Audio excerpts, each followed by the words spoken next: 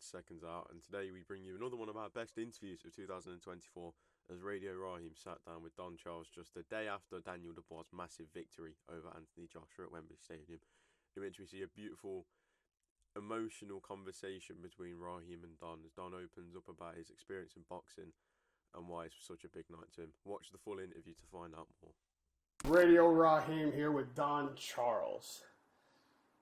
I'm almost at a loss for words, man. I gotta tell you, it's a long time I've been in this game, and a lot of fights I've been to, countless really.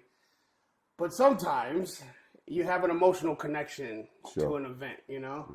And it, to be fair, it's not just you, but it is deepest with you because we spent so much time, especially over these past few months together. But I came to London because of Anthony Joshua. It was his stardom that brought me over to cover British boxing in the first place. And then having met you shortly thereafter and seeing a man on a mission, a man with a unique kind of drive and a welcoming spirit. You welcomed me into your gym. We did videos there. You've trained me for free. I can't afford this, man. And, you know, a bond has grown over time. So last night seemed like the pinnacle of so many relationships. And I felt at home here. The fans are welcoming me. Everyone is on the edge of their seat waiting to see what happened. And for the preceding 5 to 6 days, you're laid up, vanquished, empty. Yeah. What is that 6 days like, knowing that the clock is ticking and you've got to deliver? Yeah, you know, I always say I'm thankful, grateful to the Most High, God Almighty, our Maker. And I spoke to my Father, God, that is, our Father, give me strength. Why? Why now? Why at the moment of my need, at the hour of my need, what I've been pursuing, I don't very often get ill. And I got struck down by a very heavy cold. And as I was, like you said, I was laid up in bed for past 6 days. And I was like, please, God, give me strength. Because my legs went, I couldn't walk, you know, because of I had really bad down. And so anyway, the power of prayer, the power of the mind, day by day, I got better to the timing. It wasn't so much that I was quite frail the way I was feeling. I didn't want to pass what I had because you have to go for a period, the incubational period, where you could easily, it's contagious, cold.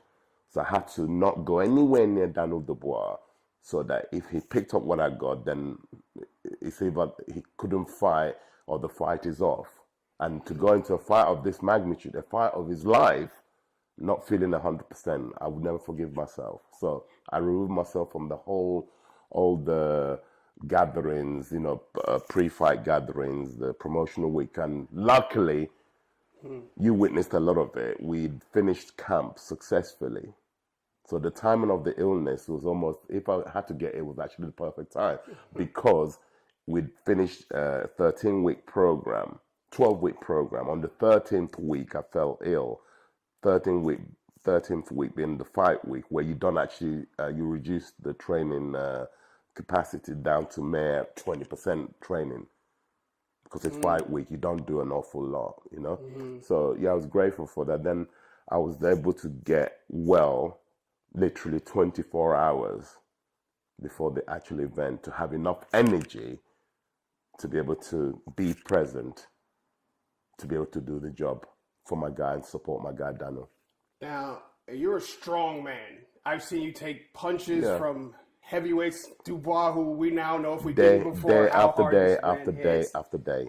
Fighter after fighter. The fighter gets exhausted, goes home to rest, and then the next Don Charles brings in a new fighter that's fresh, and he never gets to rest. So sometimes it's the mind that stops the body. Mind power. That sometimes it's your mind that says, I need a break, you need a break, and we'll shut you down. The amount of energy and stress Oh, God, yeah. that goes into building a fight like this. Yeah, the stress level, it's unmeasurable. But you know, when you're determined, when you believe you're on a mission, you said in the beginning of this conversation, when you're on a mission, literally on a mission, I am on a mission. I've always been on a mission from the day I arrived in England back in 1974, October 1974, which coincided with the Rumble in the Jungle, Muhammad Ali and George Foreman in Zaire. Yeah? It's the anniversary, you know. Correct. I came into this country. I was 14 years old, and when I saw that fight here in the UK on television, that's what got me into boxing. Amazing. So it's the anniversary, right? Yes, this is the anniversary here. Oh my God, how fitting that I then trained a heavyweight world champion on the anniversary of the event that actually got me interested in boxing. Wow. Yeah. Wow. The Rumble in the Jungle is an interesting reference because that was another build-up that was so stressful. Both fighters it became iconic. I think last night will be one of those iconic nights. It will be, I would say so, yeah. You know, a moment that will forever be remembered. Yeah. And when I talk about the stress of the build-up, was this the most difficult and the most important fight you've had throughout your career? It depends on how you view it. In terms of difficulty, you come across. No, it wasn't the most difficult fight to train for. No. The camp, the atmosphere around your name, and what the legacy would ultimately be. Yeah, the magnitude of it obviously is the biggest. Yes. The size of it, and what it would mean if you succeed, and what it would mean if you fail. Right. Right. It was unthinkable to fail. Failing was unthinkable. It used to frighten me.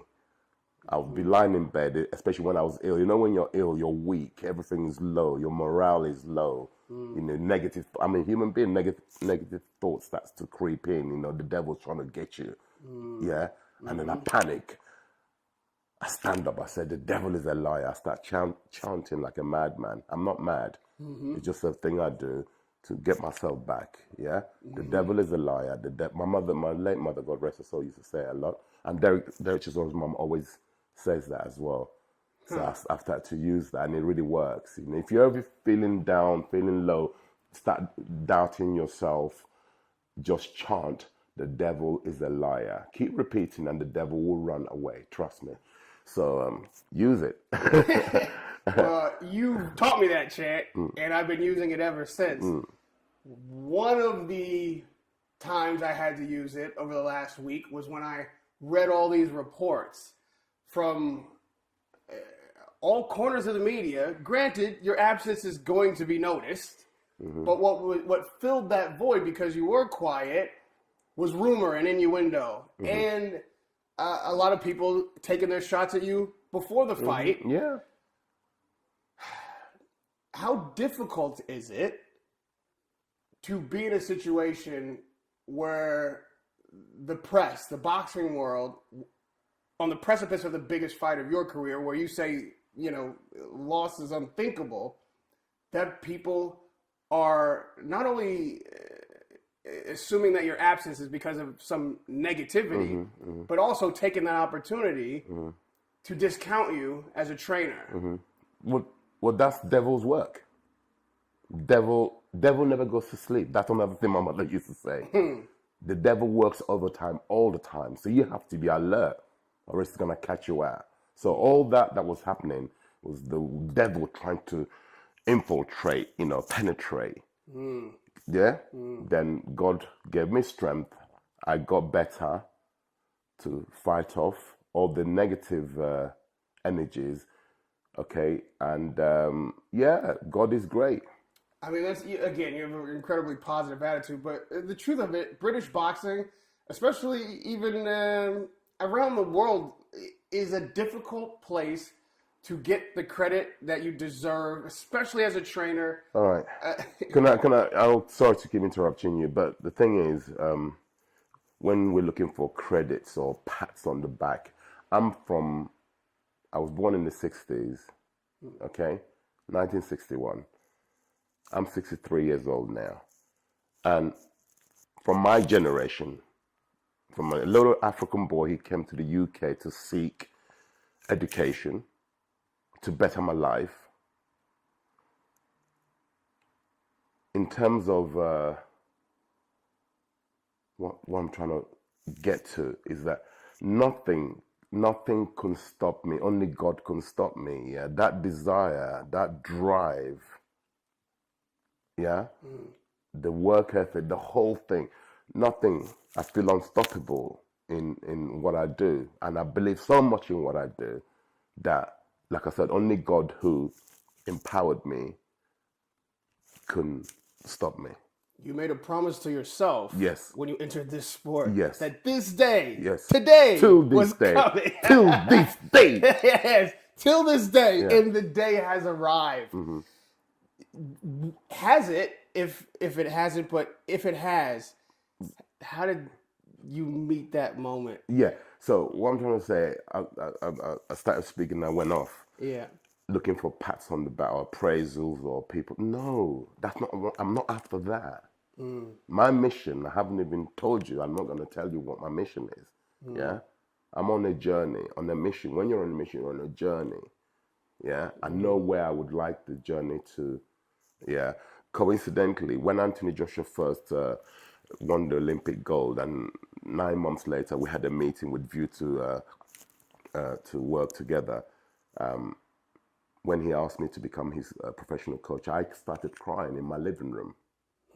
He said, "Uncle, why are you crying?" I told him a brief history of what I'm telling you about my when I came to England. I was on a mission but I didn't know that boxing was the vehicle that was going to take me towards my journey. I didn't know it was boxing coaching. Yeah, I came here to study like a typical African. My parents came here, they brought their children to study. I didn't know it was boxing that was going to be the vehicle that would take me towards my journey to complete my mission. So Anthony, he bear witness to this one day, that when he commissioned me, would I be, because I did work with him as an amateur, and then when he went away, God blessed him, because the way he accelerated and just rose and rose through the amateur ranks, and it was his destiny to go and achieve what he achieved.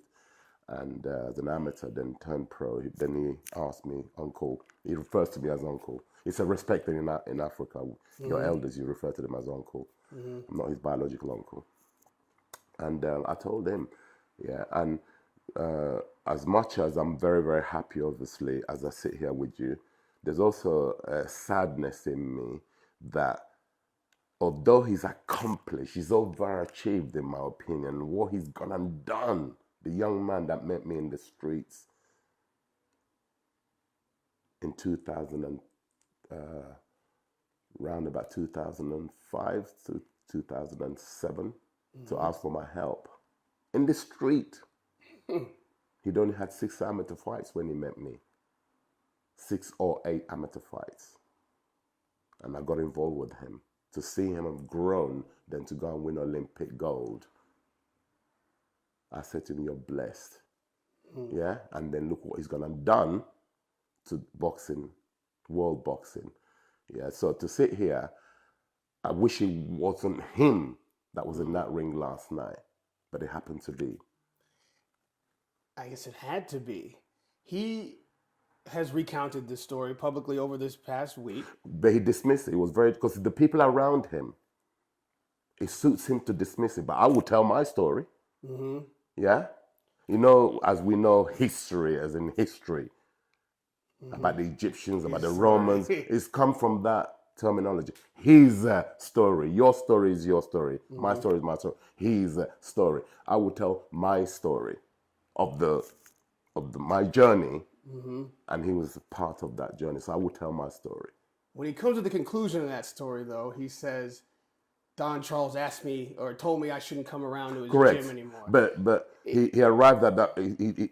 That quite upset me, I'll be honest with you, because it was like brushed off. Met him in a petrol station. No, you didn't. I met Derek in the petrol station. Him stopped me in the street. And then he sparred Derek, then I said to him, don't come to the gym anymore. It wasn't quite like that. And this was over a period of 5 years. So you can't just dismiss it like that. It happened.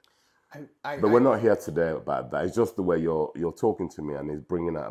I'm a very emotional guy. I understand, and I'm not getting at it for that reason, except that when he says that, I felt there was pain in his voice. Like, yeah, of course there will be, because he knows the truth. Well, okay. Does the truth differ from that? Hello, you Americans are hello. Yes, I'm afraid so. I will tell my story. My story is not to discredit anybody or to put anyone. No, how it happened. Tell it how it happened. Do you think that at the time that he was at his career, and you had Chisora, who was, I guess, further along in his career, you had a loyalty with Chisora. Yes. That this hurt Anthony Joshua, that he had to be excluded from training with you. Now you're trying to lure me into actually. No, I'm not going to elaborate anymore today on that particular piece. Okay. Right? Yeah. But it's a sad story. It's a sad story. Yeah. I only ask because I saw it. Yeah. From him. Yeah. It's a sad story. It's a sad story. That loyalty that kept you at Chisora in those years, and even though your journey with Dubois hasn't been long, it has been incredible, not incredible, but incredibly substantial. Like, this time with you and Dubois will be thought of, really, obviously it's not the beginning, but really the beginning of his career. He had a shot at Usyk. We all know what happened in that fight. In the arc of these 4 fights, you've made the legend of Dubois and Charles. That kind of loyalty, knowing how it can bite you in the butt, is it because it was Joshua? Does it seem like a full circle, like being the man that you have been over these many years, staying true to who you are and staying true to your fighter, staying true to your mission? It almost had to be Joshua for it to become a full circle moment. I get it, of course, I get it. That's the way God wanted it. That's the way it's been written. I keep saying to people prior to the fight, that's the way it's been written. That's what I mean by that. All these events, the way they're happening, that's the way it's been written. Destiny, yeah? So, yes, it had to be Joshua, but I wished it wasn't because of the connection. Right. He had a dream to become a 3-time world champion. And how can you write that? Then suddenly the man who's going to aid to stop that is a person who was very close with him from the beginning of his developments. And people would have said, "Oh, Don Charles was a fool. He made a mistake. Look what Joshua went on to do." And yes, Chisora was accomplished, but you wouldn't have been the underdog all these years. Correct. It's all meant for a reason. The way God plans things, us humans, we don't see it, but God has the master plan. Like I always acknowledge Tunde Ajayi, because he says it. God doesn't make mistakes. God's plans, We have our plans, and God, our maker, has plans for us, each and every one of us. And sometimes when it goes wrong, not the way we want it to be, God says, when it's my time, God's time, that's when the right time. And we never know what God's timing is, no matter how much we pray. That's what makes us human. Yes. But when God rings the bell, and he did on Saturday night, less than 24 hours ago, you'll find out what the plan is. First round. When Dubois dropped Joshua, early, even if you're picking Dubois to win, you're not thinking he's putting Joshua on the canvas inside of the first 2 minutes. In the corner, what are you thinking? Just go stay calm. Stay calm, Don't get excited. It's a fight. It's a 12-round fight. Don't get excited. And he recovered. He got to regroup. Joshua, he got up and he fought on. And he showed a lot of courage. He got up. A lot of fighters would have stayed down.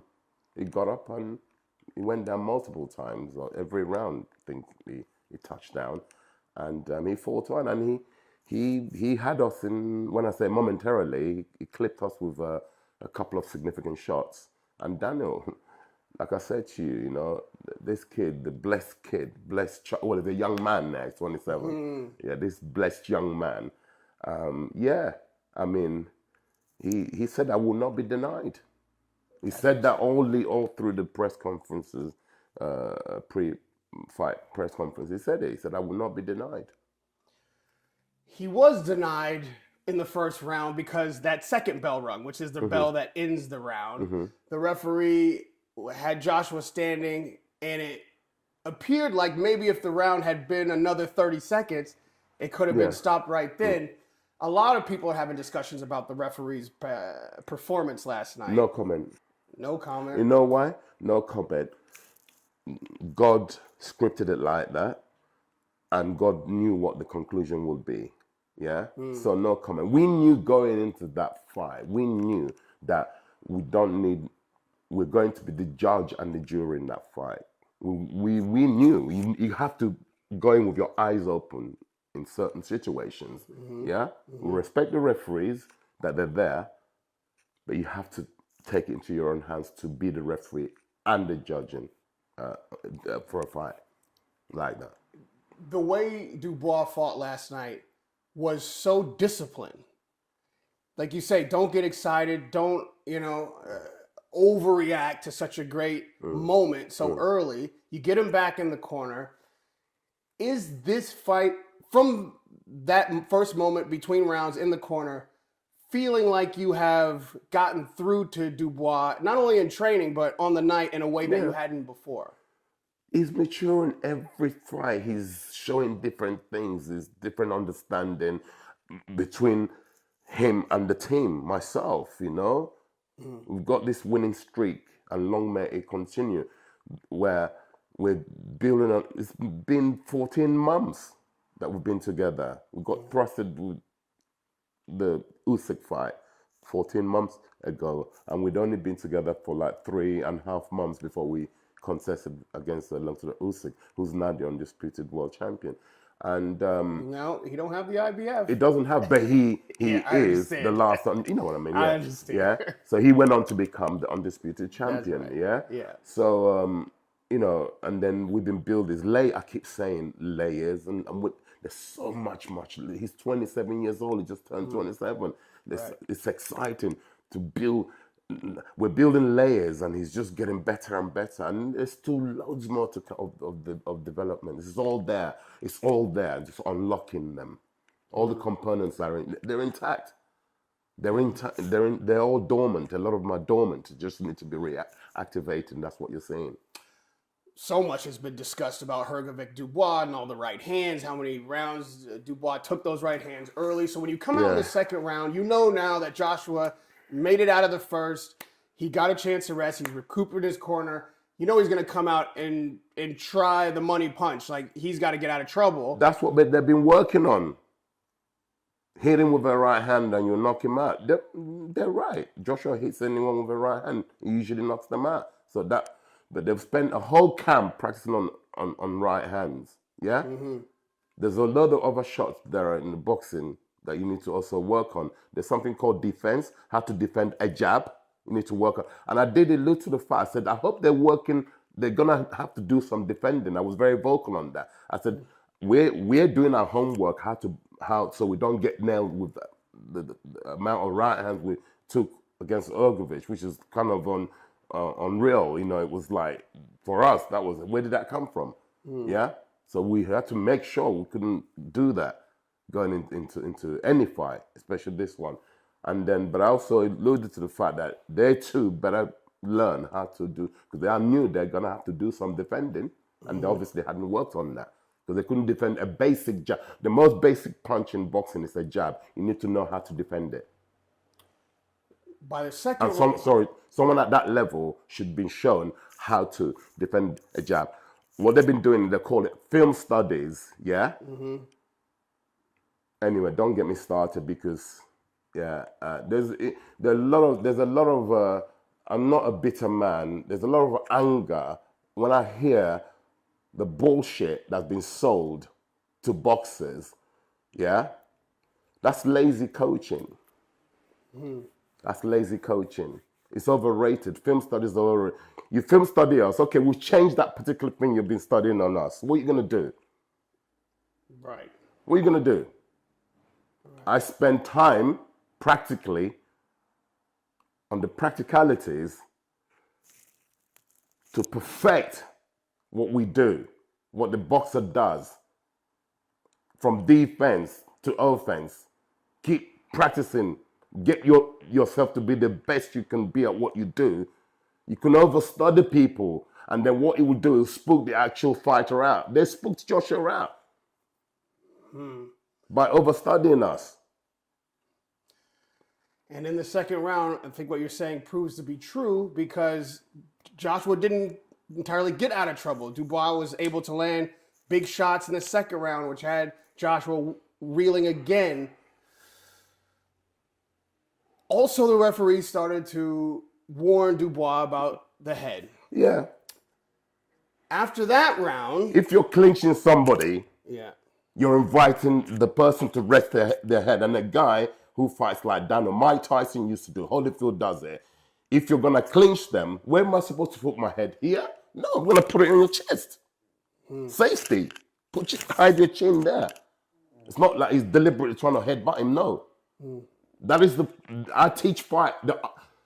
There's the art of boxing, there's also the art of fighting. I teach both.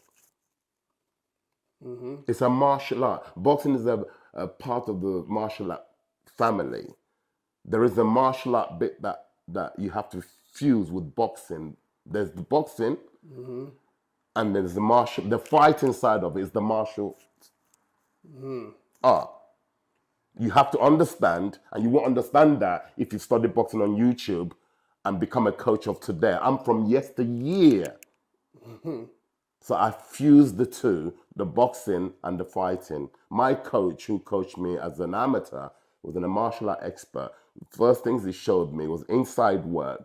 Yeah, I was a heavyweight, but he showed me how to tie people up successfully on the inside, to hurt people on the inside. That's the martial art. I didn't learn that from a boxing coach, but he was a boxing coach. So when I teach, I fuse the two, the martial art, where the martial art meets boxing. When I saw that, and I saw the warning, I saw the warning again, I thought to myself, this referee's building a case to a very minimum take a point. Most definitely. That was always our concern going into it. But I also had faith in God, had faith in Daniel Dubois, the fighter. And he's been showing that in sparring, okay, what we will do to people who clinch us and how to hide your chin. Don't leave it here. Bury your head. Like I said, Mike Tyson does it. Evander Holyfield does it. Yeah, they put their head. This is the most safest place. You can't hit me with an effective punch. You can be susceptible to the uppercut. But if you put your head there, to all the students listening, put your head center. Don't leave it there. Move it to the shoulder to shoulder. Don't leave it central all the time. Once you saw Joshua go down again, you know now that victory is potentially in grasp. And once again, fortunately for Joshua, the round was coming to a close. He got to his feet again. Huge credit to him for keep getting to his feet. And that's what gladiators and doing do. Enough to let the referee. That's what gladiators do. Yeah. So at that stage, what do you want to make sure Dubois doesn't do? Lose his discipline. That's what, in my corner talk, I said to him, right, don't let him back into this fight. Keep your discipline. Refer back to boxing. Stop fighting him for now. Let's start using your jab. He's got a beautiful, horrible, painful jab, Dubois. Let's resort back to that. Open him up again, then fight him. Yeah. When we come to the close of the fight, now, there's even debate because of the officiating, how many knockdowns there should have been. Do you feel that you were robbed of a knockdown when Dubois hit Joshua and gloves touched the canvas? Frank Warren made a point of this. Like, what I'm asking is, Do you feel you were robbed in a knockdown, or that the fight could have or should have been stopped even before the 5th round? I have no complaints. Absolutely none. Joshua had, a switch, I believe, in his mind that was like, knew that dire straits were upon us. Mm-hmm. He had to fight. Like, boxing's out the window by the time we're in the 5th round. Yeah. He had to throw caution to win. Yeah. And you know what? Fair credit to him and his team. That was the right thing to say. Yo, you need to do something here. Go for it. Right. They could have got it. Because that uppercut that you mentioned when you're in, okay, Joshua landed it. He tried it a few times, and I warned Daniel round about end of round 3, going into 4. I said, watch out. There's an uppercut he's throwing that you have to be aware of, okay, on entrance. He's throwing it as a lead. They committed cardinal sin, Joshua. You don't throw that uppercut with your left hand here. You don't. I would say shield and then shoot. Yeah, he threw it. Go and watch it. He went to throw an uppercut. And then he left his left hand down, which allowed us through. Dominic Brazil got knocked out by Deontay Wilder. The same thing. He went to throw an uppercut on Wilder, and Wilder nailed him with a beautiful right. The same shot. That's right. And so, seconds after that, he lands another good, clean shot on Dubois. Dubois is stumbling a bit. He's reeling. Now, the crowd, who is mostly Joshua fans, are to their feet. They're like, oh, this is about to be the greatest comeback in history. Yep. Eddie Hearn said this in the press conference. That's what he thinks is about to happen. When you see Dubois stagger back and reel a bit, what are you thinking? What am I thinking? He knows what to do. What to do is to tuck in, tuck your chin in. And I said to them when this fight was announced, when they all got carried away, oh, right hand. I said, bear in mind, if you're going to deliver a right hand, you're also in a position to get hit with the right hand. So that's a classic example of what I was trying to tell them. And then, of course, that's all she wrote. That's all she wrote. Joshua takes the big right hand, slumps against the ropes, goes down face first. As you know, when a fighter goes down face first, it's not a good sign. Almost 100%. That was almost reminiscent of Mike Tyson, Iron Mike Tyson against Trevor Berbick. It's the same type of effect of a shot. He went down, tried to get up, and just his legs forgave him. The place goes ballistic. Yes. Dubois, in that moment, I've seen it happen where the guy who is the underdog, who is not the favorite locally, even though he's British, Joshua is the king. Yeah, of course. Changed hearts in that moment. People go ballistic. The team is going nuts. You're calm. Yeah. I've seen you go crazy in a pub match. Exactly. a small it's smoker. just what the emotions that comes over you. Remember, I haven't been that well. So normally there's a jump that I do, my trademark jump. My legs.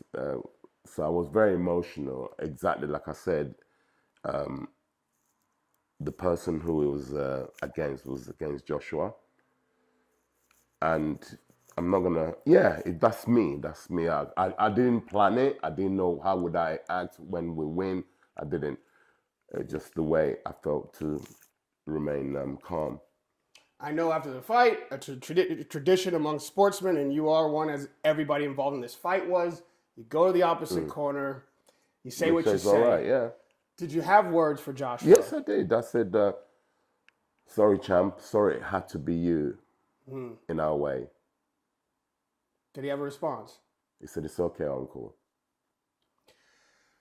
When you get Dubois, finally you have that powwow after you've both come through and accomplished this moment. That loss was unthinkable, but a possibility. And now it no longer is a possibility. You've done what some thought was the impossible. Yeah. What do you say to Dubois? Daniel Dubois? Yes, sir. King Dubois. He said, I'm the King Slayer. Remember, he's told everybody. Yeah? I'm the King Slayer. So the King Slayer, Triple D, I love you. Thank you. And I thank your father for bringing yourself into my life because they didn't want to credit your uncle, the industry. No matter how many champions I've produced, not world champions, granted, there are British champions, which is hard to produce in this country. I've done multiple. And you made it happen for your uncle. And I will die in peace. With a peace, my heart is in peace. If I die tomorrow, God forbid, my heart is in peace. You've taken to my destiny. Thank you. I thank you. Well, it's nights like last night that prevent a man from ever dying. You'll never be written out of the history of the sport. I don't want to die, but if I were, God forbid. Someday we all will, but your name and legend will live on. I've fulfilled my journey. Yes. Yeah. Take a minute. Let's cut it there. Let's cut it there, yeah. I have to ask you just one more about what you as a trainer want next for your fighter. There's a rematch between Usyk and Fury. We know that you feel the Usyk fight, you didn't get a fair shake. We know that Fury is another huge English boxer that could have a fight on the same par of what we had last night in the sense of magnitude. What's right for Dubois? You know me, from the beginning of my career as a coach, whenever I'm asked such a question, I always refer back to the person who does the job the best, which is the promoter. And he's done a magnificent job for Daniel, Frank Warren. Let's acknowledge him. Thank you, Frank, for the opportunities that you've put to our son, Daniel Dubois, and he's delivered. And we leave it to Frank to sort out what happens next. You can kind of guess what happens next, but I'm not at liberty to expand on that. Thank you, Don Charles, for the opportunity to witness this incredible moment in history, the build up to it, the training and the ups and downs that went into it, the stress and the adulation at the end. Even this moment when I can still hear sickness in your body. Yeah, it's not totally out my system, no. You won't catch it, by the way. No, it's gone past. Listen, it's gone past the. It's worth it. I'll take it. It's gone past the incubation or where it's infectious. It's gone past that. Well, it's funny because this was such an important moment, and you have been so generous and open and welcoming with your time and your space that I didn't care if I caught it. I'm not even kidding. It's worth it because I got a very unique and exclusive view of this whole thing, and even to see in your eyes the exhaustion, but to know what you accomplished and how much you needed to accomplish this. Now that it's done, you can say, man, you needed to accomplish I'm a grandfather now. Yeah, I'm a grandfather. This win, people don't realize what it means. My two little grandsons, Elijah and Hendrix, okay, and they're 1 year old, and to know their grandpa as they sent me, Amy, the mother, my daughter-in-law, she sent me a picture yesterday. I was in the hotel waiting the hours to tick over so I can go to the venue. She sent me a wonderful picture of my grandchildren, and it's almost as if they knew what the message was, that wishing Grandpa all the best today, and they were like really focused into the camera. I looked at it and I laughed for a while, and I choked up, and I put the picture away, and that sort of gives you strength, energy, Yes. Yeah. So, man. They will grow up being incredibly proud of their grandfather, and their grandkids will know of their grandfather. Absolutely, yeah. This is what you've done. Absolutely. Thank you for letting me be a part of it. Always a pleasure, brother. Always an honor, Don Charles. Radio Rahim with Don Charles.